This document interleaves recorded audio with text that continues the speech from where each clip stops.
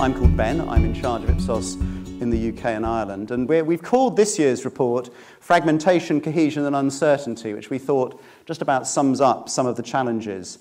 But all of this stuff is online at Ipsos Global Trends, or will be at midnight when it goes live. You've got a sort of snap look at it now. And it's been, I think, the last 18 months or so really have been a fascinating time. Before I get into this, I want to just remind us all, of course, of the forces or megatrends, if you like, that are driving some of the things that we're talking about tonight. Because there are some things, actually, while futurologists, and Nicola Millard from BT, who's going to join the panel in a minute, says, well, her crystal ball is broken. And she may well be right. You may remember that Professor Tetlock, who has looked at thousands of predictions by experts in the fields of politics, science, sport, the economy, you name it, found that experts are basically only about 5% more accurate than random chance. So, you will hear some things that might happen this evening, and you will need to reach your own decisions about which of those are in the 5%. But there are some things that will happen, and we can just brush over those, but it's, of course, vital to remember them. So, technological change, going to happen. Climate change, actually this survey suggests that the public are quite divided about whether or not the scientists agree on climate change. 47% of people globally say that the scientists haven't made their minds up about climate change. The actual figure, of course, is 95%. Political change and multipolarity, it's going to happen. Donald Trump in the White House doesn't rule the world, even though he thinks he does. The world is much more complicated than it perhaps we thought it might be in the early 1990s. Uneven economic growth almost certainly going to happen, and that's within countries as well as between countries. You'll see huge differences in the data between individual countries, often very, very similar ones, even next door. But even within this country, Britain, here we are in London, as Stephanie Flanders, late of the BBC, now of Goldman Sachs, says, I think, what did she say, a great city attached to a crap country. But there is, one thing we do know that will happen, because the demographers are generally better at prediction than virtually anybody else, is, of course, that the population will get older. The person who will live to be 1,000 may already have been born. And whatever Theresa May or anybody else, or even Donald Trump, thinks about globalization and migration, those things are almost certainly going to continue. So we'll skip past those. This is a survey of 18,000 people done online across the planet. It means that the Indians and Indonesians in the sample are probably a bit more well-heeled compared to the average Indonesian or Indian. But in the Western countries, of course, it gives us a pretty good read on what societies are thinking. And we've covered 23 countries. We've added in this year Indonesia, Peru and Mexico to join all of the other ones shaded in yellow there. But it gives us great coverage around the world. And we've covered virtually everything, whether it's brand purpose, sustainability, the role of men and women, what you think about your politicians, how you choose things that you buy and eat, where you choose to live, or indeed sex, of course. The internet is making young people's expectations about sex unrealistic. And this year, 63% of people agree with that one. In Britain, it's 68%. It's gone up further from last time. And only the Japanese, who perhaps didn't need the internet to make sex interesting, are less keen on that one. So, you name it, it's in here. And I'm just dealing with the light-hearted stuff to start with before we get onto the profound issues. So, our 8 trends are, in no particular order, the crisis of the elites. Uncertainty is the new normal. We can't be certain about the future, and I think getting to be comfortable with that, and just getting to be comfortable with some of the ideas we had of only 10 or 20 years ago that the future would sort of map out into sort of general prosperity and happiness, is probably a good thing. The battle for attention, we're engaged in that, you're engaged in that, but human beings only have 24 hours in the day, and yet more ways to fill that time than ever. And of course, in reaction to that, the trend for the search for simplicity and control. How do we make things easy for people? How do we let them feel in control? I've got, all these sort of devices at home. I've got a thing that I can talk to and order cat food in my sleep. Alexa, it talks back to me half the time. I've got another one downstairs that attached to something else that, it's meant to make things better, but it's just getting more and more complicated. And with all of this stuff, the other trend that we've seen since the recession gathering pace, is the rise of tradition. People wanting authenticity, wanting local, wanting security, wanting reassurance. And the other thing, of course, that we're seeing at this time is what we've called generation strains. Some of the biggest predictors of difference between people now is not necessarily which social class they're in or how rich or poor they are, but rather which generation within a population they belong to. And there are very, very different outcomes now facing, say, the under 30s. If you're a millennial, which means you're born after 1980, could you put a hand up, please? So you really are the most miserable people in the room, and it's great to see you all. In fact, if you like the stuff tonight, you must come along on the 24th of May to our Millennial Myths event, which shows that half the stuff that's being written about you is complete rubbish. So you'll enjoy that. Bobby Duffy of the Social Research Institute will lead that one. But generally, that is the generational difference is a key issue. One key trend that we think is worthy of attention, because simply the potential here is amazing, of course, is a healthier world. People are generally living longer. The technology in this space is developing very dramatically, and but at the same time, we're very anxious about the future. And finally, we're in London, we've noticed. But if we were also in Rome or Paris or Chicago or New York or Tokyo, the presentation would probably be quite similar. It would be very different if we were in Mumbai or Jakarta or Delhi or Shanghai in terms of some of how we might be feeling about things. And I think that's something that came across to us this year very, very strongly when we interrogated the data. So those are our key 8 trends. And I mean, looking at these, the crisis of the elites, of course, has been the trend of the last few years. This was the photo of the year last year. 2 anti-elite politicians in a golden lift. Both like women, actually, quite a lot. One has more money than the other. Of course, the Italians always do things first. Any Italians in the room? There must be 1 or 2. Any Italians? The Italians always do things best, I find. And first, who does he remind you of? A man of the people, a billionaire. He has to get involved in politics to sort the mess out. Likes women a lot. Yeah, we've seen it all before. We probably know how it ends. Anyway, right, let's carry on. And of course, what we can see in the data is a crystallization of something that's clearly been there in the undergrowth or lurking since the crash of 2008. 71% of people globally saying my government doesn't care about people like me. 76%, and it's one of the things the whole world agrees on. The system is rigged for the rich and powerful. Any Swedes in the audience? Any Swedes somewhere? Even in Sweden, where you're all lovely and it's a wonderful place, the Swedes agree that the economy is rigged for the rich and powerful. I feel like a stranger in my country. In France, election on Sunday, that figure is well into the 60s. I don't identify with what my country's become. Experts don't understand my life. 69% of people globally. All you experts in the consumer insights industry, you don't understand them. And I wish we had a strong leader and not the current elected government. In France, we found in one study recently that figure was as high as 80%. So again, what does that mean for what happens on Sunday? Of course, in neighbouring Spain, neighbouring Germany, those figures are only 20%. They tried a strong leader who didn't follow the rules.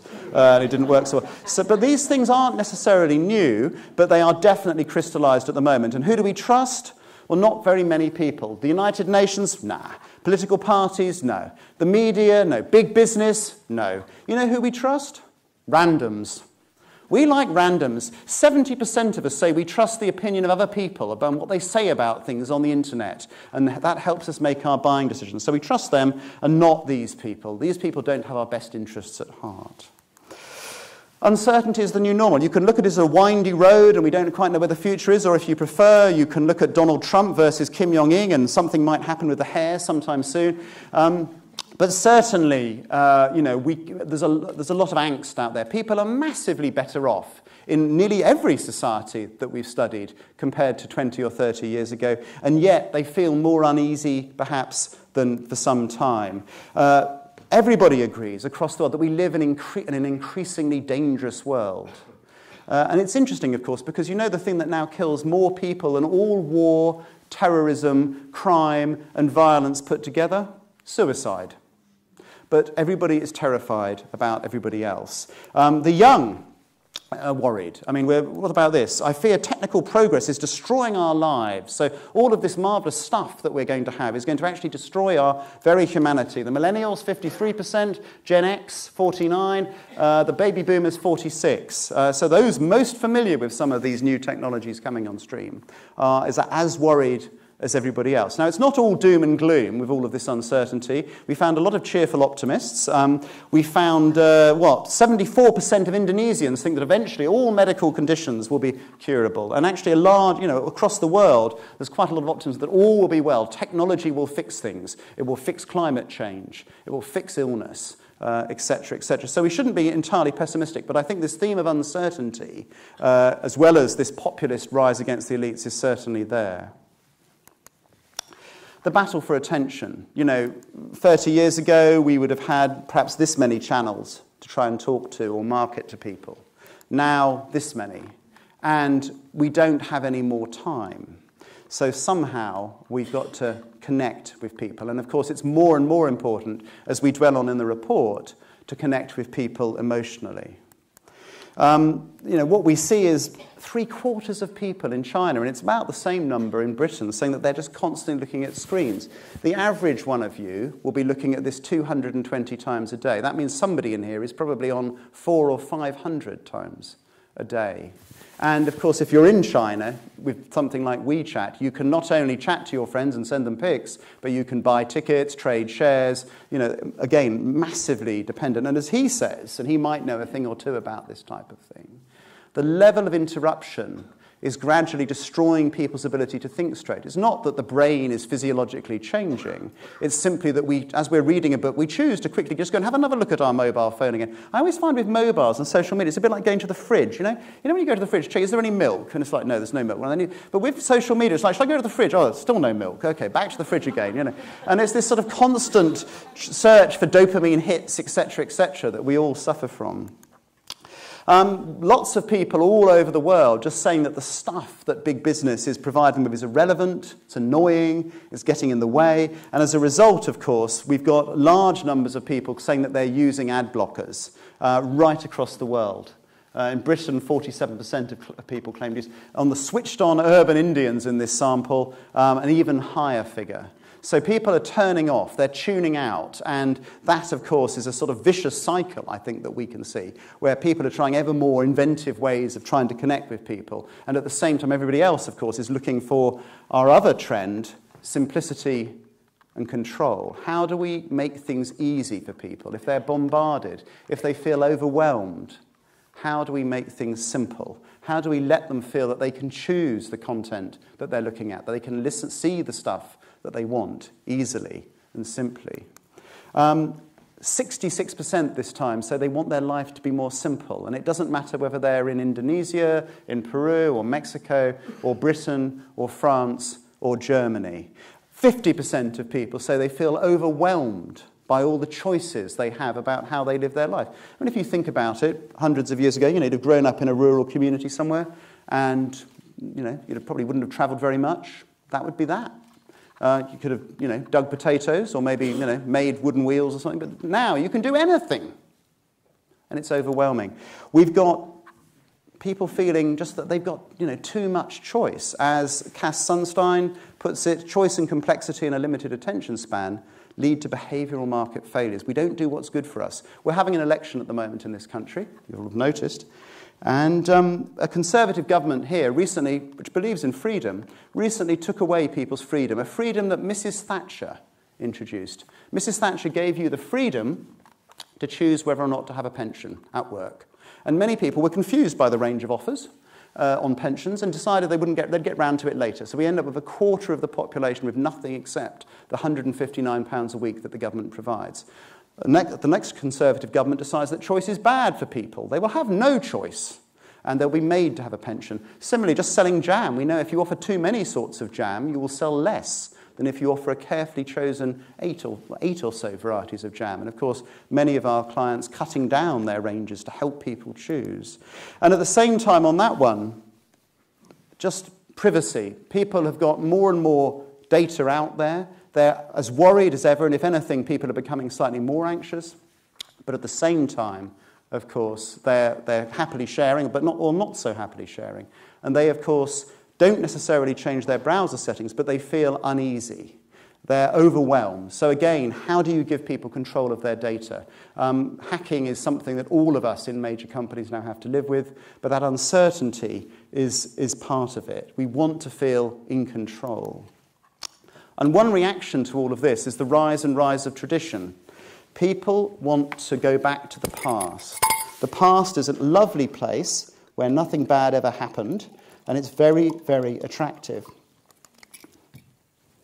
So we've got lots of people saying, I want my country to be the way it used to be. Look at America. What is it? 69%.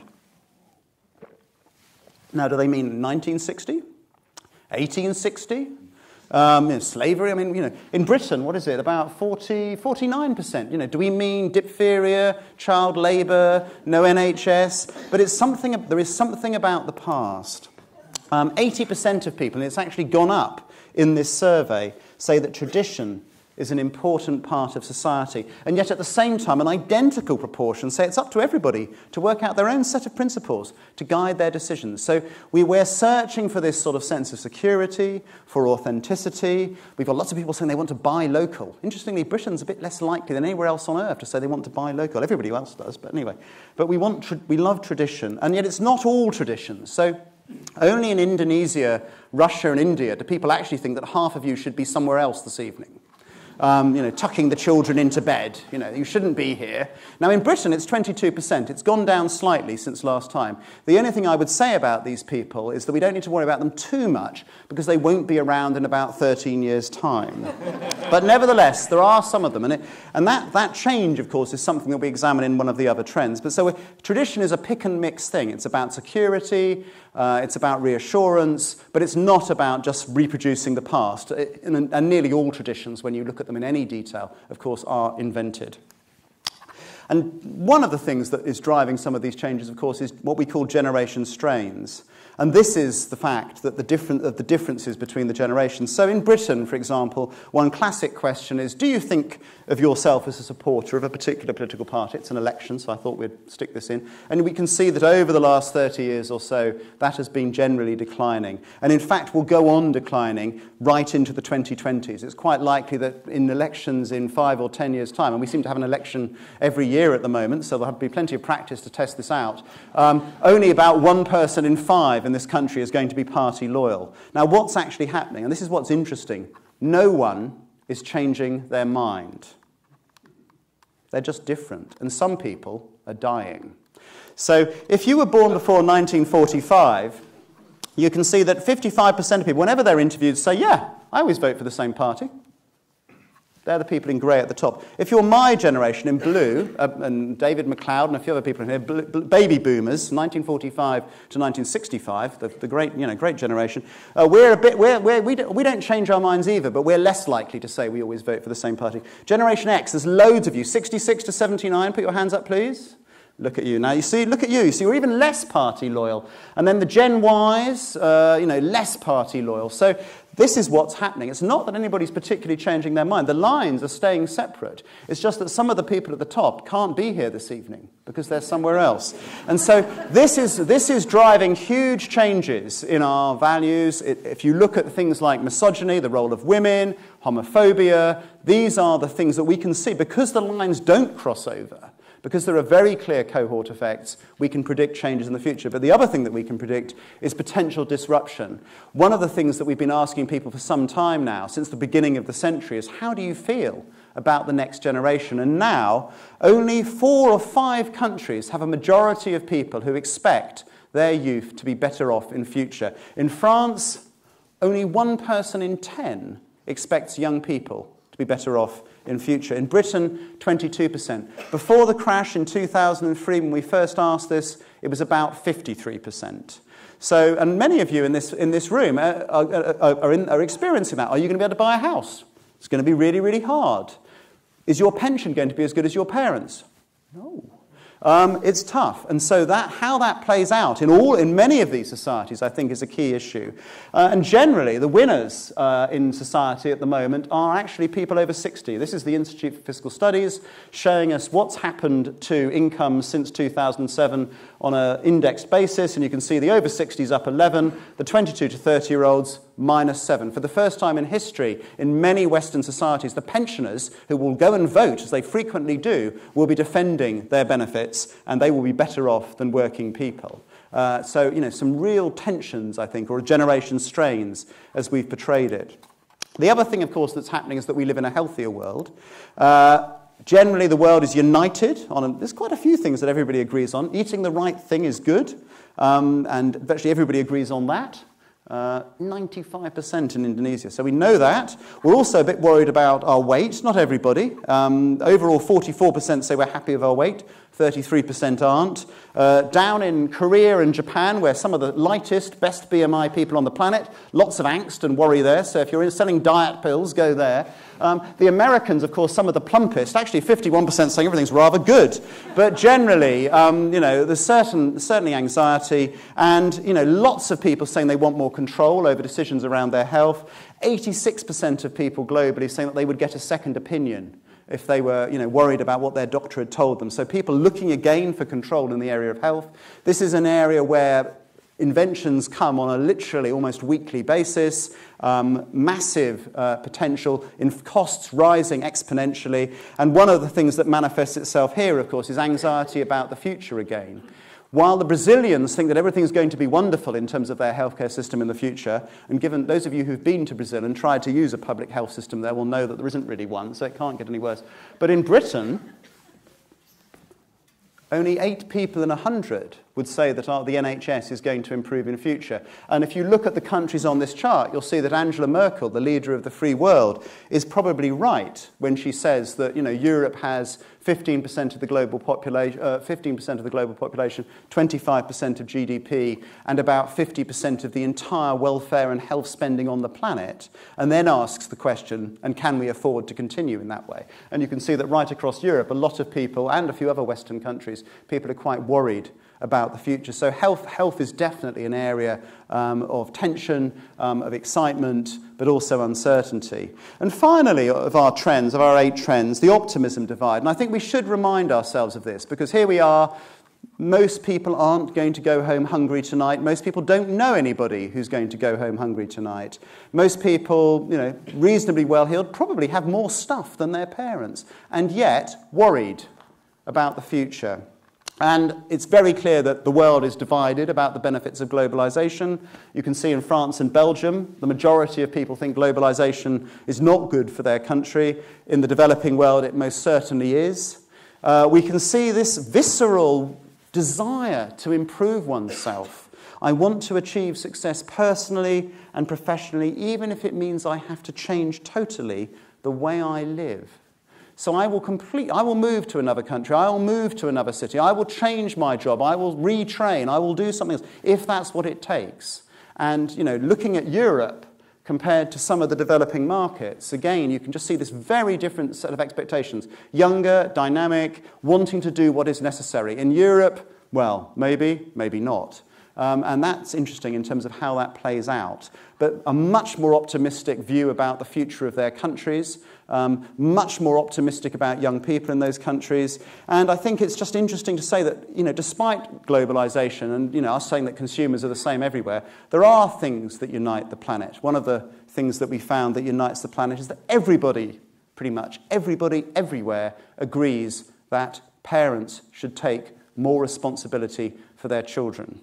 And of course, what that really means is that everybody, everywhere, thinks other parents should take more responsibility for their children. But, on this one, I thought it fascinating. I measure my success by the things I own. 70% of people in China say it's about that. We were doing some ethnography there a few months ago, and somebody said, we looked at this, why has he got this phone? It's an iPhone, but it doesn't actually work. And this guy had bought this iPhone, didn't actually work, but he wanted to sort of be seen with it, because it was important for his boss to think that he'd got an iPhone. So there's a sort of market in things that look like other things in China, because it's so important to have the things that define you in that type of growth economy. Whereas in Spain or Sweden, they're a bit more chilled out. And actually, indeed, in Britain, there are some hedonists and consumerists here, and you can see them in Bond Street, but for a lot of people, other things matter. And finally, I think we should cheer ourselves up. We can be a bit, depressing sometimes, and some of the things we've chosen to focus on do reflect that level of uncertainty. But, people across the world have more in common than things that make them different. And actually, the British, Chinese, Russians, Turks, South Africans, we all agree with that. And it's only really 1 or 2 places.